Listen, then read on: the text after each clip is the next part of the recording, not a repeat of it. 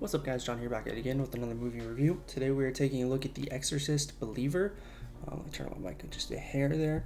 I was really excited for this movie. I am a big fan of the Exorcist franchise. I think movies like this, are actually scary. Like, these are the type of things that scare me in like real life, I would say, rather than slashers. I really enjoy slasher movies and stuff like that, but like real demonic possession stuff, those types of films or videos, that's what really gets the bone chilling scares, and that's what I was really looking forward to going into this movie. So for this newest edition of the franchise, I think they do a pretty good job overall. They did not really drop the ball. I do have some criticisms here and there, but it is overall a pretty entertaining film. The beginning all the way into the midpoint, I think they do a fantastic job setting up all these characters, building proper connections. The father-daughter relationship, I think, is absolutely fantastic, and the acting between them is pretty stellar, honestly. They kill it. Into that midway scene, we start having some bad things happen. I think they do a good job setting up the, layering things to make it scary, adding to the vibe. The music does a good job with that. I mean, it's Blumhouse, so you can't really expect too much. You can't really expect it not to be good in that way.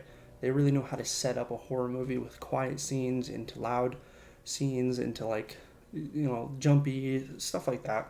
They do a fantastic job with that. A lot of the shots were well done, proper close-ups, proper imagery. They did a great job with that. The overall story as a whole is pretty solid. It fills a lot of gaps. It builds characters. It gives them a proper beginning, middle, end. And they all have reason for doing what they're doing, that sort of thing. I think they do a great job. The two daughters, they do a really good job being possessed and bringing that real scare factor to it.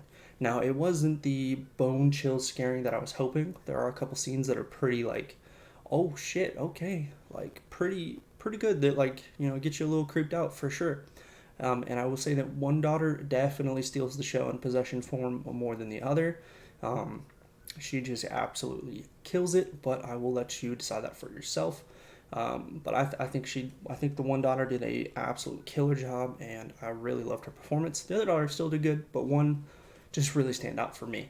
The ending, the resolution is all pretty solid, ties off the ends. You kind of know why certain things happen, so it's a good, proper, complete movie with solid shots, solid music, pretty good acting throughout most of it, and a solid storyline all together.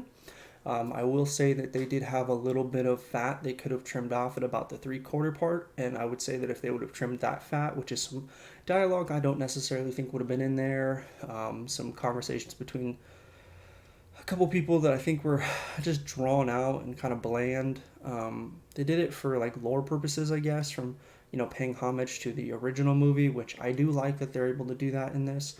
But some of it I just don't think was necessary, and I think they could have put that into the end of the movie so that the possession part at the end, and figuring that out, could have been a bit longer. I think that would have made the film a bit better as a whole. And some of the acting with some of the legacy characters, just, I don't know, just wasn't that great. She's really old, so, that's just my opinion, but I don't think she does that great of a job. Regardless of that, I still think you're going to enjoy this. I'm going to give it a solid 8 out of 10. I think that's a good, respectable rating. It does have some things I didn't like, but it does have a lot of stuff I really do like. So I would recommend you go see this. We watched it in the XD. So yeah, it was, a fun, solid, all-around film.